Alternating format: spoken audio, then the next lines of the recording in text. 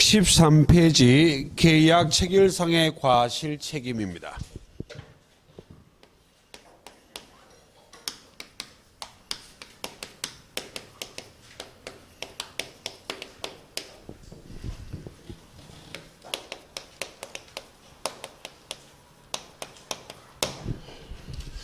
자, 계약 체결상의 과실 책임은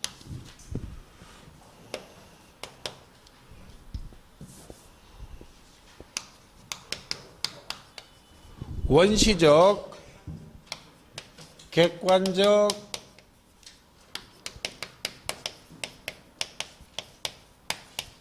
전부불능의 경우에 발생해요.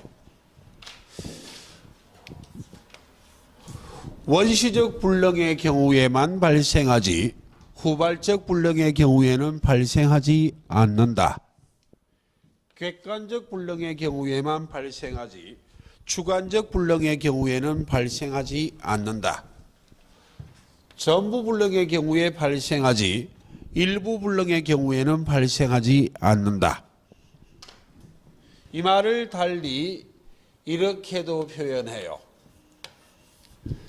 계약이 원시적 불능으로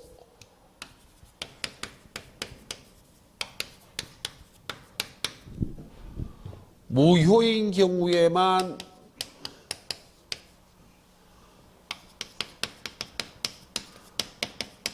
발생하는 것이 무엇이다?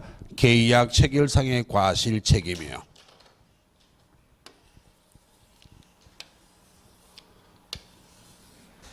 이 말이 약간 어려운 말인데 해석해 드리면 원시적 불능은 넷으로 나눕니다.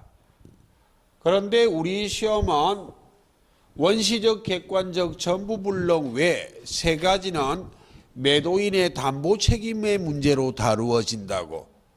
그 매도인의 담보 책임이란 이야기는 매수인이 매도인의 담보 책임을 물어 일정한 권리를 행사한다는 이야기.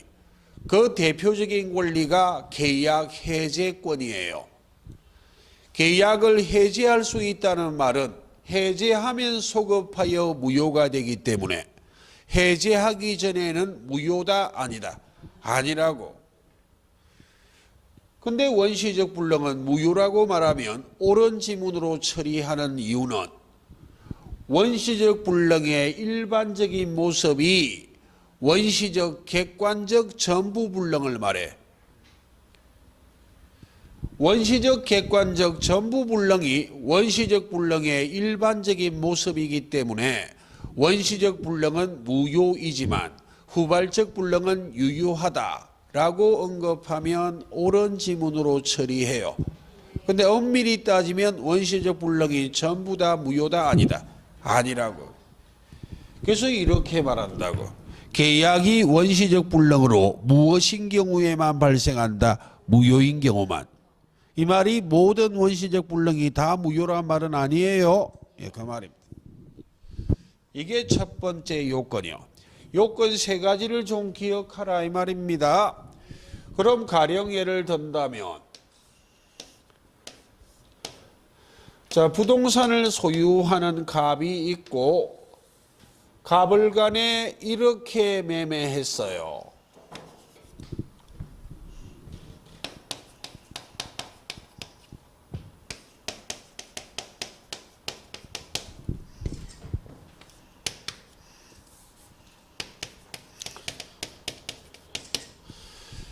(1월 1일) 날 매매 계약이 성립했습니다.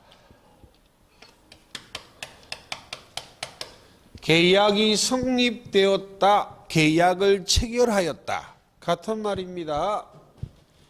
그때 계약 체결할 때 계약금 10% 지불했고 차후 중도금은 매수인이 선이행하기로 하고 차후 잔금 지급과 동시에 소유권 이전 등기해 주기로 이렇게 매매했다고 예를 든다면 계약은 1월 1일 성립했지만 이 행기는 언제라고? 3월 1일이요. 이렇게 매매했는데 법률행위 성립 당시를 중심으로 기준으로 하여 그 이전의 목적물이 멸실되었다면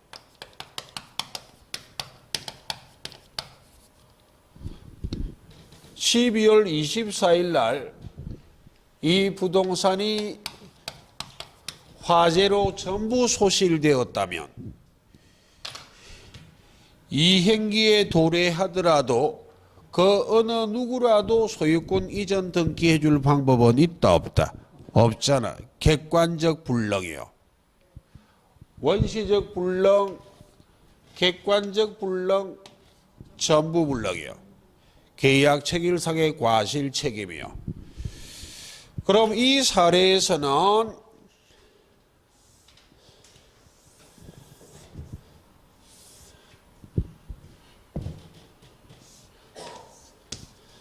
매수인이 매도인에 대하여 계약 체결상의 과실 책임을 물을 수 있다고.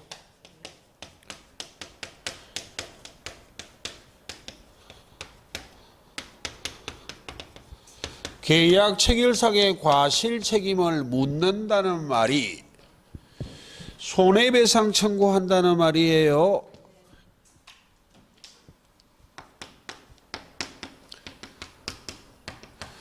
그럼 매수인이 매도인의 계약 체결상의 과실 책임을 물어 손해배상 청구하기 위해서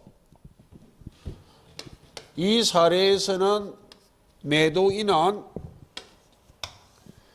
이와 같은 사실을 알았거나 알 수 있어야 됩니다.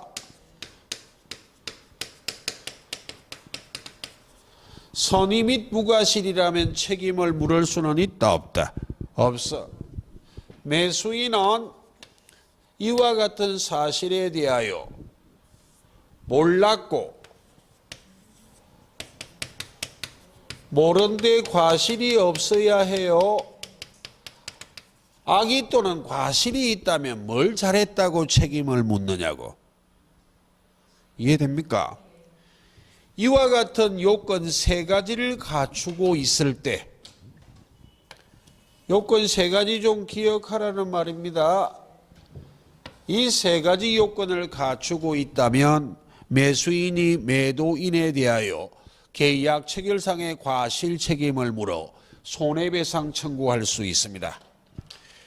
이때 손해배상의 범위는 원칙이 신뢰이익이에요.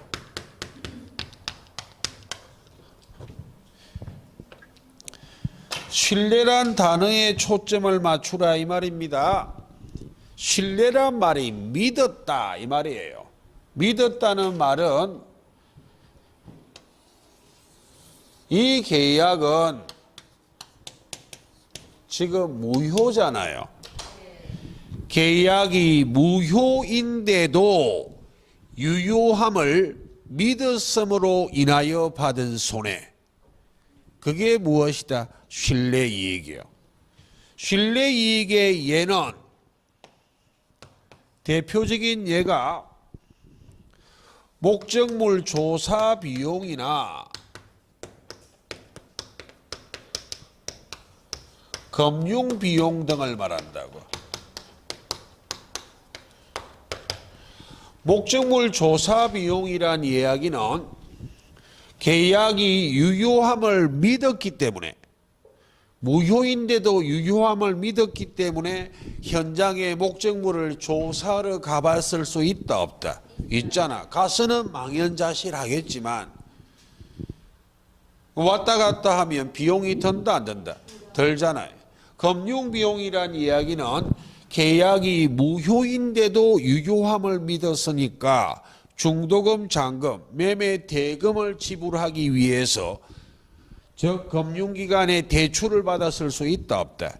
있잖아. 그런 것들이 왜 이런 비용이 생겼다고? 계약이 무효인데도 유효함을 믿었기 때문에. 되겠습니까? 이 신뢰이익을 배상하는 게 원칙이에요.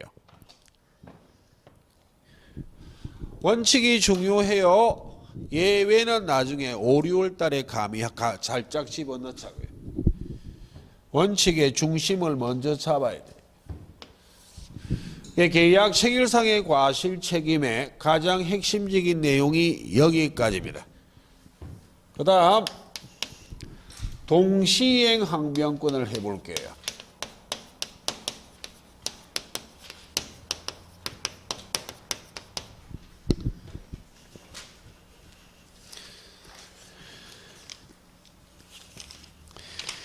예, 520페이지요. 동시행 항변권은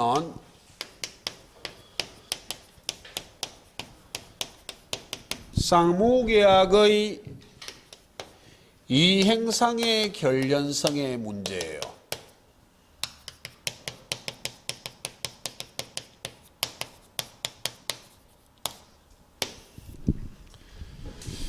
그럼 먼저 요건을 확인합니다. 어떤 요건하 동시행항변권이 성립할 것인가? 요건 세 가지요. 자, 첫 번째,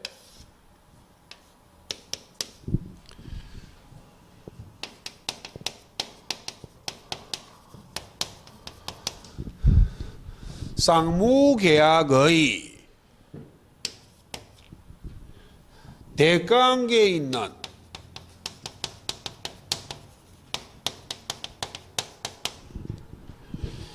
양채무가 존재해야만 해요. 문장을 암기하려고 하지 마시고 이해를 좀 하라는 이야기입니다. 이 표현의 포인트는 여기에 있어요.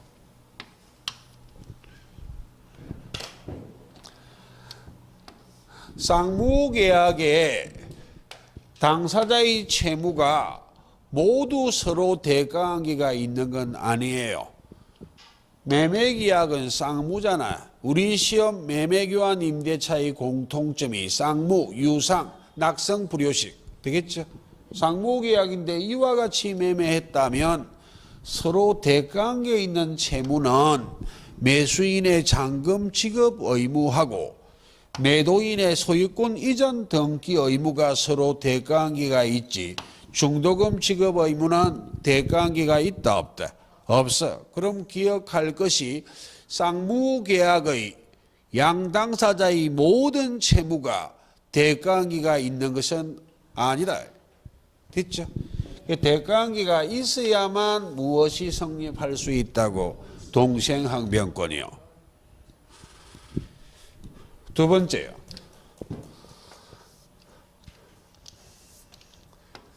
원칙이에요, 원칙.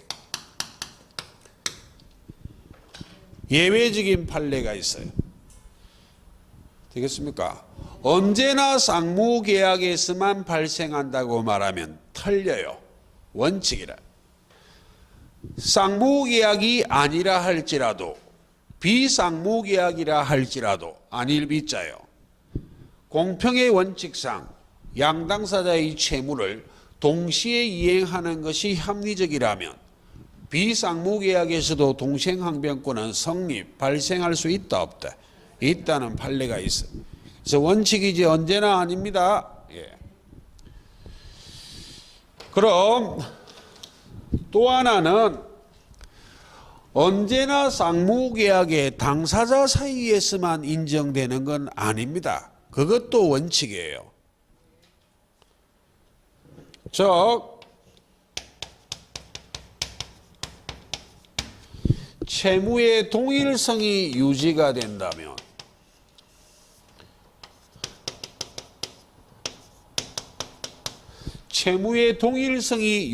된다면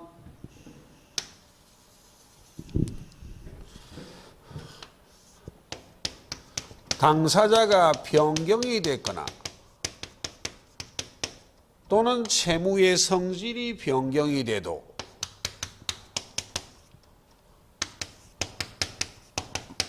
동생항변권은 그대로 존속할 수 있다 없다? 있어요. 당사자가 변경됐다는 이야기는 채권이 양도가 되거나 또는 채무가 인수가 되거나 또는 상속이 개시되면 이건 동생항변권이 성립했다는 전제하에 논리입니다. 동생항변권이 있는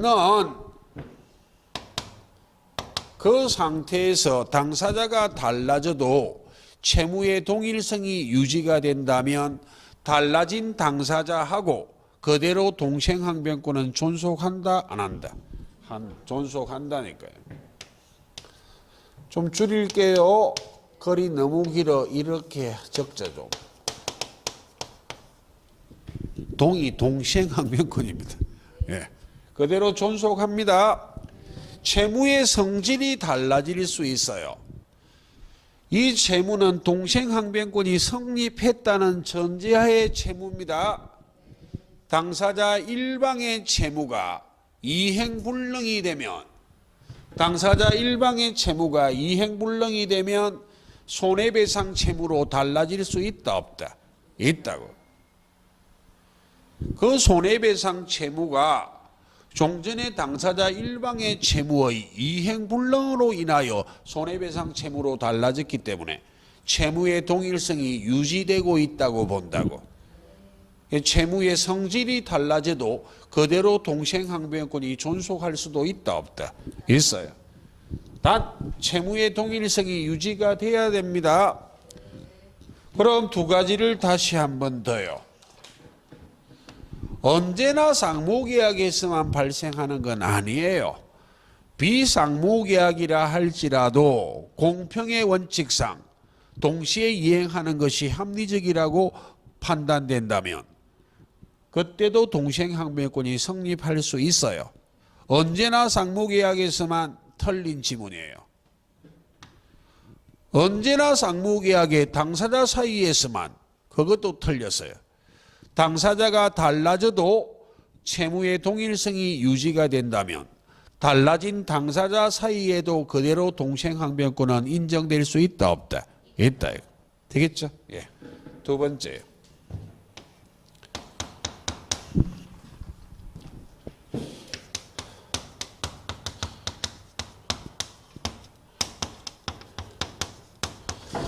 상대방의 채무가 변제기에 도래해야 됩니다.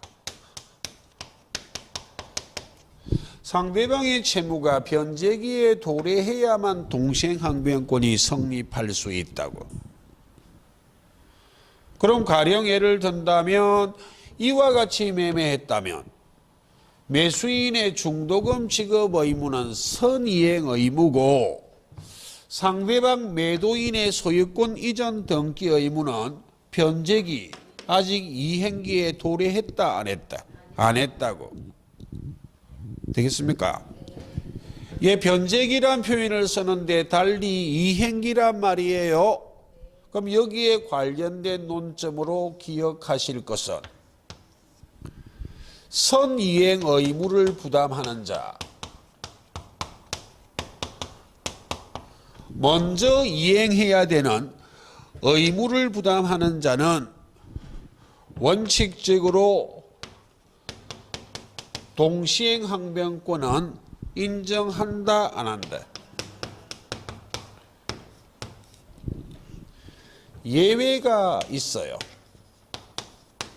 선이행 의무를 부담하는 자에게도 예외적으로 동생항변권이 인정되는 예외가 있다. 이 예외 두 가지를 해야만 된다고.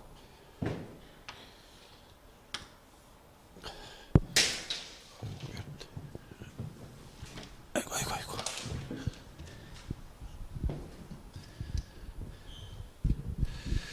첫 번째는 불안의 항변권이요.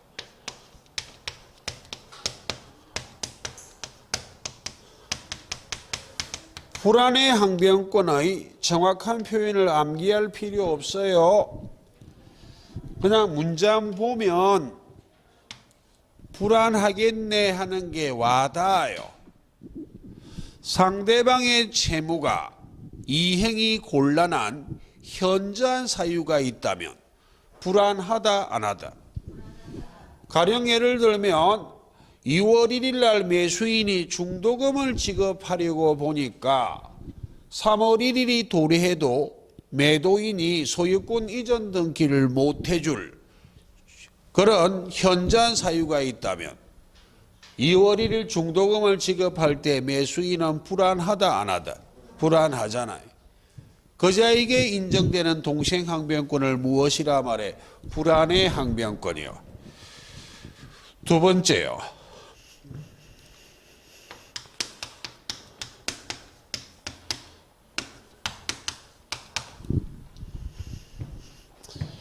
선이행 의무를 부담하는 자가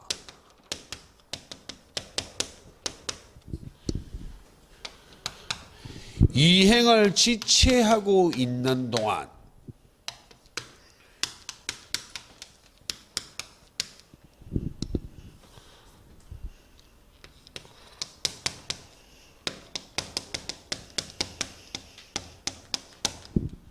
상대방의 채무가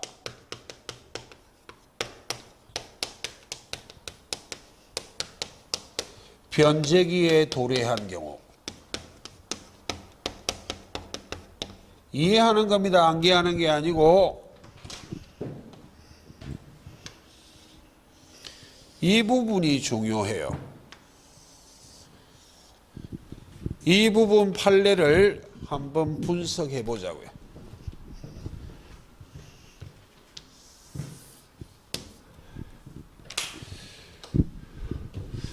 자, 부동산을 소유하고 있는 갑이 을과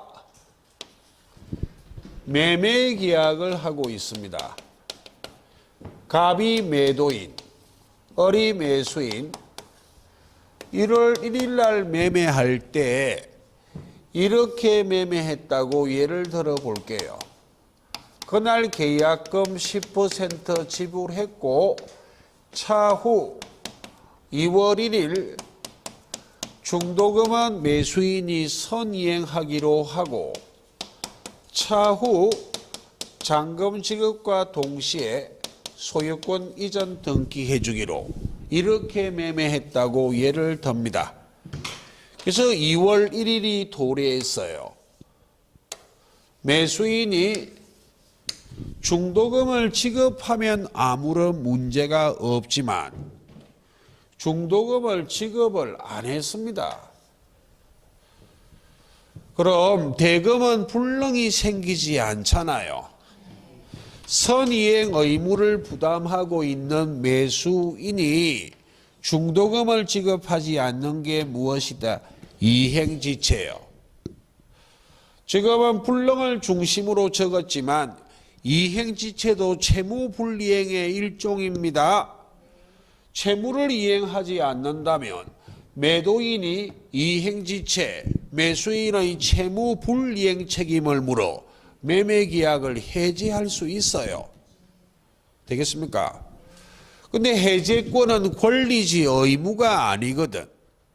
해제권을 가진 자는 해제권 행사 여부를 자유롭게 선택을 해요.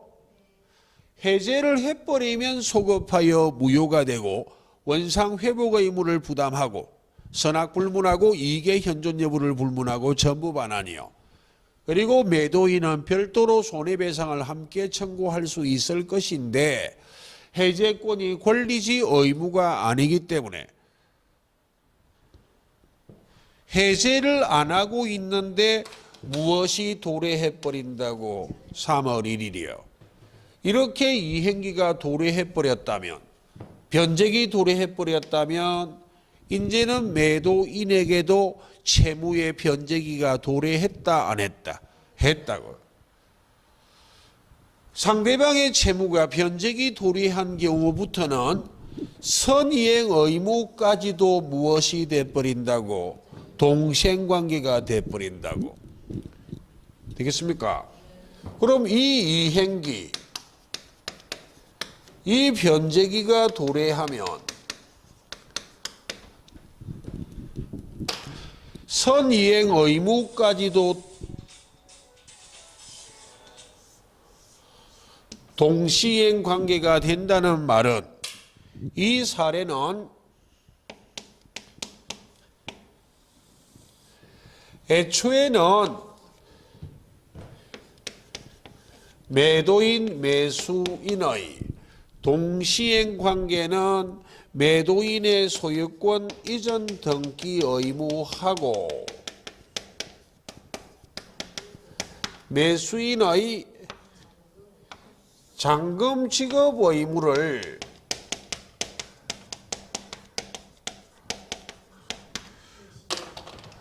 동시에 이행하기로 약속했잖아요. 되겠습니까? 제가 예를 든 구조는 그렇다 이 말입니다. 이게 동생관계였었는데 이행기, 변제기 도래해버리면 무엇까지도 동생관계가 된다. 선이행 의무까지도.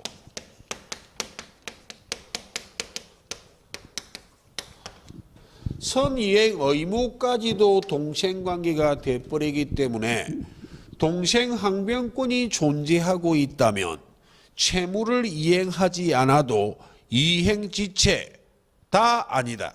아니라니까요. 그럼 중도금에 대한 지연이자는 언제부터 언제까지인가?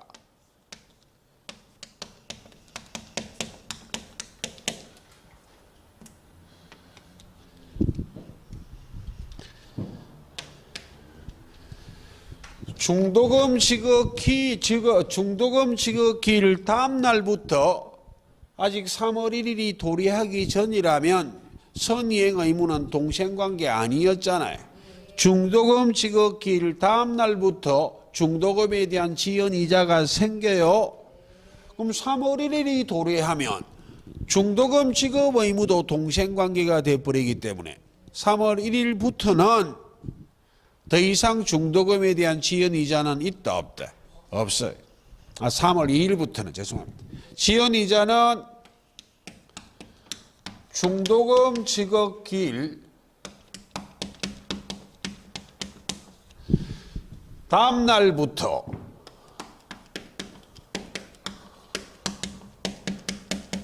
언제까지다? 잔금 지급기일까지.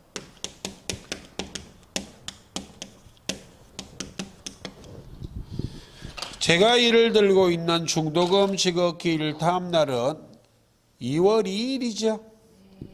잔금 지급기일은 언제까지? 3월 1일까지 중도금에 대한 지연이자를 지급하면 된다고. 그래 결국 3월 1일부터는 매수인의 소유권 이전 등기 의무하고 매수인의 잔금 지급 의무 및 중도금 지급 의무, 중도금에 대한 지연이자 지급 의무가 무엇이 된다고? 동생관계가 된다고요. 이해하셨죠? 예. 이 판례를 조금 주의해 보라 이 말입니다. 자, 세 번째 요건으로 가겠습니다.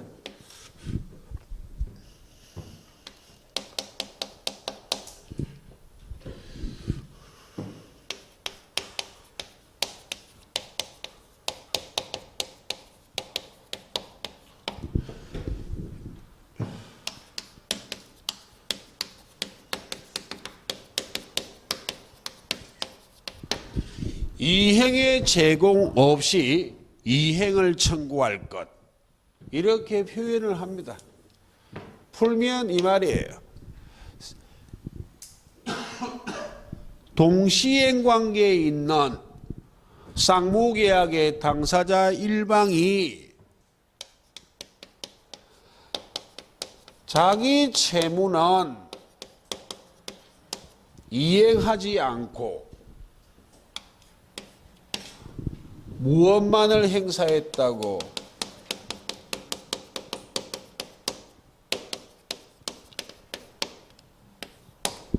청구권만을 행사했다 이 말입니다. 가령 예를 든다면 3월 1일 날 이렇게 동시행하기로 매매했는데 잔금 지급 의무하고 소유권 이전 등기 의무는 동시에 이행하기로 합의했잖아요. 근데 한쪽만 예를 들면 매도인이 자기 채무, 소유권 이전 등기 의무는 이행하지 않고 무엇만 청구했다고? 잔금 지급 청구요. 반대의 경우도 똑같아요. 그때 무엇이 발생하는 것이다? 동시행항변권이.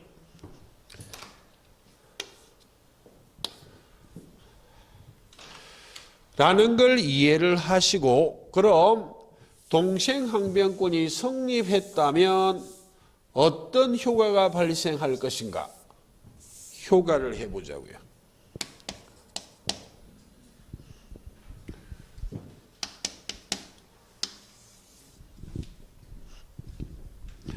동시행항변권이 성립한 경우 효과는 두 개입니다. 효과, 효력 같은 말이에요. 실체법상의 효력, 효과요. 실체법상의 효과의 대표적인 예가 존재효예요.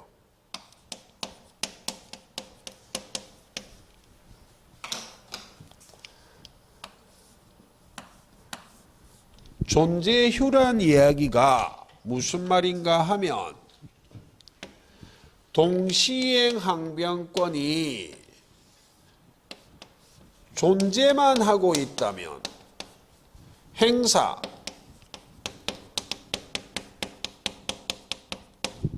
즉 주장하지 않아도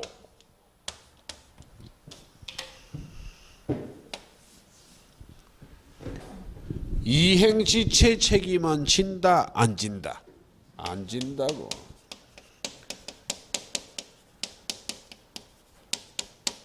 이행지체 책임을 지지 않기 때문에 지연이자란 개념은 있다, 없다? 그럼 조금 전에 했던 예를 다시 들어볼게요. 3월 1일 날 매도인이 소유권 이전 등기에 필요한 서류는 교부하지 않고 자기 채무는 이행하지 않고 잔금 지급 청구만 하면 매수인에게는 무엇이 있기 때문에? 동시행항변권이 있기 때문에 주장 행사 안 해도 나에게 동시행항변권이 있습니다를 주장을 안 해도 잔금 지급하지 않는 것이 이행지체, 즉 채무불이행이다, 아니다? 아니기 때문에 잔금을 지급하지 않아도 잔금에 대한 지연이자란 개념은 있다, 없다? 없어요. 이게 존재효의 핵이에요.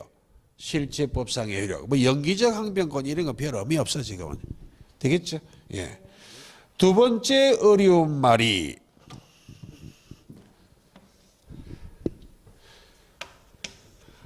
항자는 없다.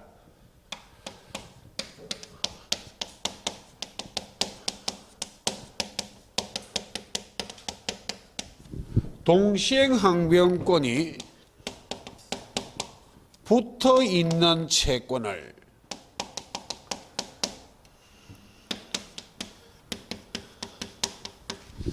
자동 채권으로 하여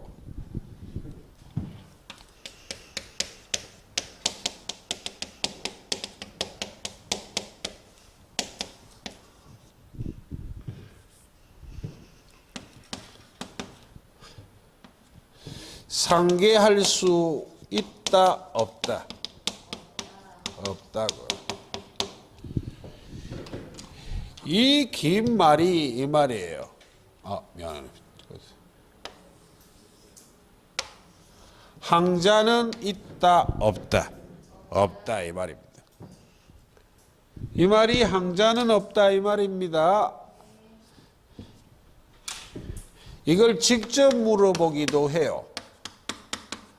이 규정을 없다는 말은 상계 못한다 이 말입니다.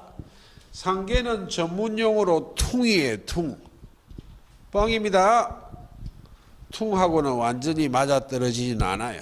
서로 상자 계산할 계자의 상계. 우리 시험범위 아니에요. 자세한 분석이 시험이 아니기 때문에 용어가 약간 부담스러우면 퉁치자 주장하는 게 대표적인 상계예요. 되겠죠? 예. 그럼 이 말을 이해하기 위해서 예를 하나 들어볼게요. 자, 갑을 간에 매매했어요. 갑이 소유하는 부동산을 매매했다고. 그냥 수치는 조금만 할게. 1억에 매매했습니다. 그리고 매수인이, 그럼 매도인은 매수인에 대하여 대금 지급 청구권, 매매 대금 채권이 있잖아요. 되겠습니까? 그리고 매수인이 매도인에게 돈을 빌려주었다고. 얼마를? 1억을. 그럼 매수인에게는 대여금 채권이 있잖아요. 돈 빌려주었다 이 말입니다. 이때 자, 참고로 상계를 주장하는 자의 채권이 자동이에요. 상대방의 채권은 무엇이고? 수동이고. 자동만 하자고. 이렇게 퉁치자 주장할 수 있을 것인가?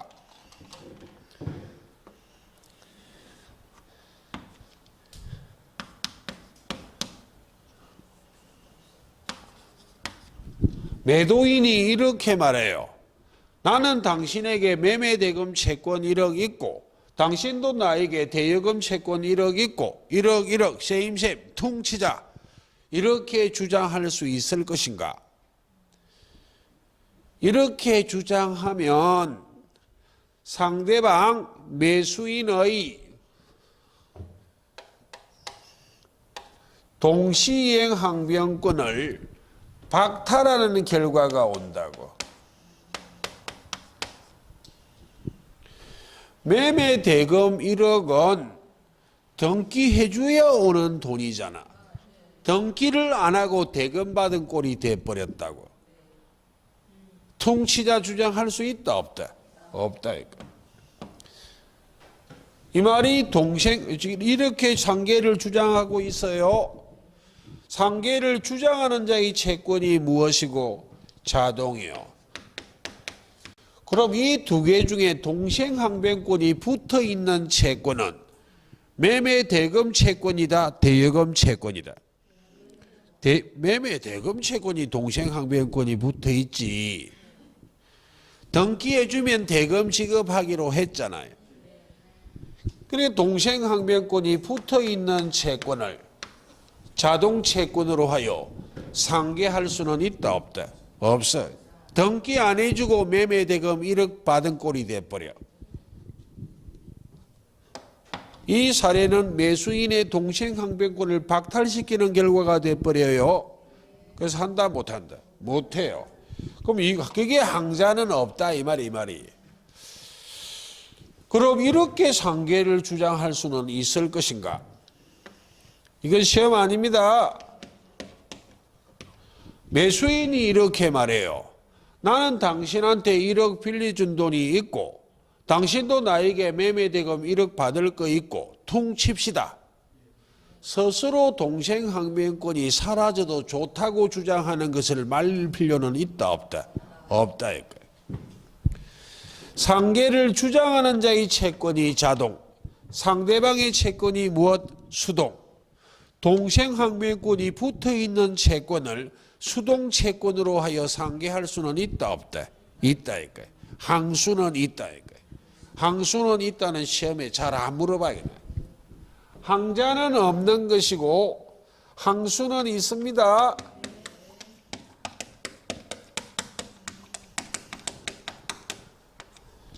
그래서 항자는 없다를 좀 하자 이 말이에요. 되겠죠? 예. 칠판이 꽉 차버렸네요. 그럼 저기 한 카드 좀 지워야 되겠네.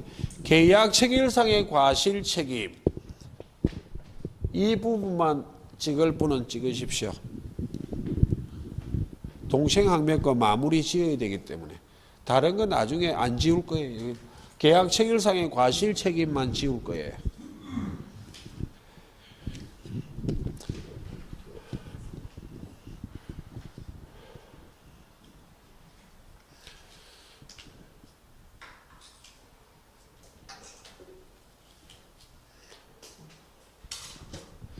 좀 지울게요.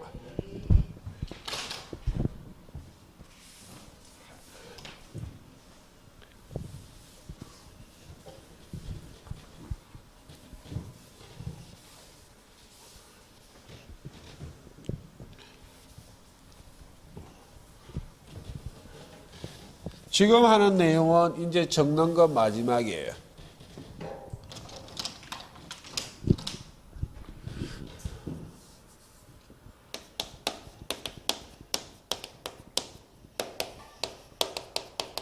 소송상의 효력, 효가요. 이건 존재효입니다. 죄송합니다. 행사효입니다. 죄송합니다.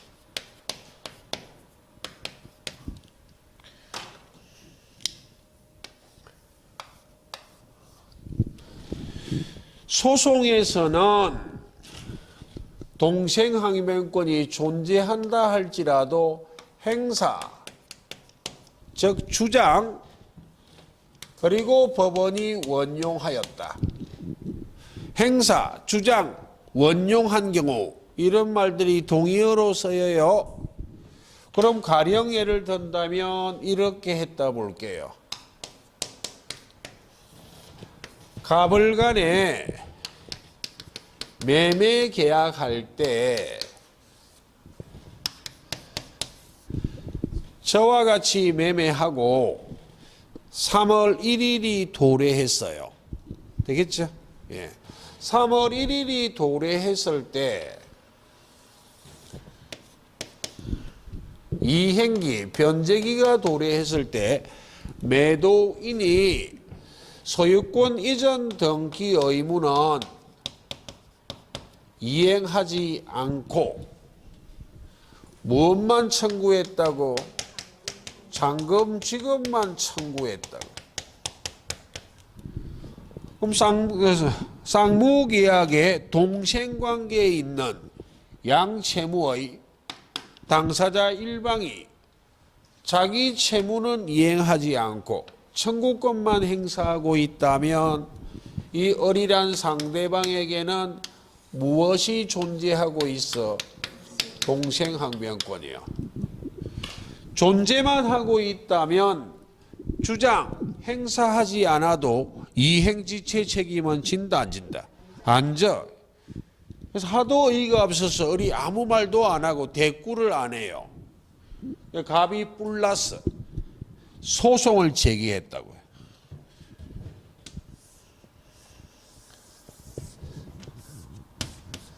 그럼 소를 제기한 자가 원고, 상대방이 피고, 민사소송의 소위 제기가 청구예요. 이걸 청구했다고요. 원고가 주장하기를 이렇게 말해요. 3월 1일 매수인이 잔금을 지급하기로 해놓고 잔금을 지급하지 않습니다. 잔금을 지급할 수 있도록 강제해 주세요. 라고 소를 제기했다고. 그때 법원이 판결을 할 때 무슨 판결할 것인가? 이 피고가 동생항변권이 존재해도 소송에서는 아무 얘기를 안 하면, 행사하지 않는다면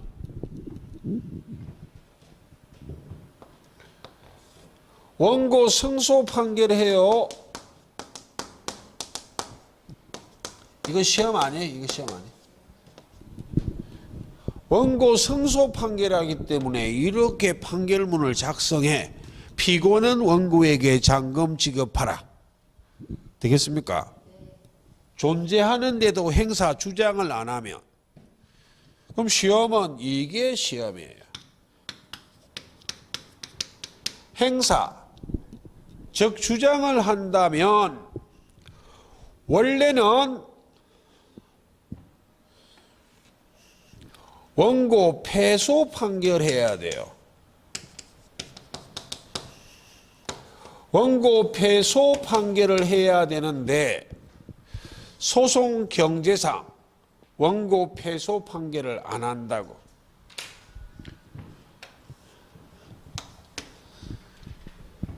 소송 경제상 이런 게 우리 시험과는 큰 관계없고 원고 패소 판결하는 게 아니라 상환 이행 판결한다고. 상환 이행이란 말과 상환 거부란 말은 같은 말이에요. 원래 나에게 동생 항명권이 있습니다를 주장, 행사하면 원고 패소 판결해야 되는 것인데 원고 패소 판결하면 소송을 2번 해야 된다고. 그래서 소송 경제상이란 말이 소송을 2번 할 필요 없이 한 번으로 끝내기 위해서 상환 이행 판결한다고. 법관이 판결문 작성할 때 이렇게 해요. 원고는 피고에게 소유권 이전 등기 의무를 이행하고 피고는 이와 상환으로 잔금을 지급하라. 그럼 판결문 속에는 잔금 지급하라는 내용이 포함되어 있다, 안 되어 있다? 포함되어 있기 때문에 상환 이행 판결, 상환 거부 판결이 원고의 주장을 일부 받아들인 판결이기 때문에 달리 무엇이라고도 말해? 원고 일부 승소 판결이에요. 되겠습니까? 자세한 분석 시험 아닙니다. 이거 설명하고 5, 6월 달에는 바로 이 이야기 할 거예요. 안 적고. 되겠습니까? 이 논리는 유치권도 똑같아.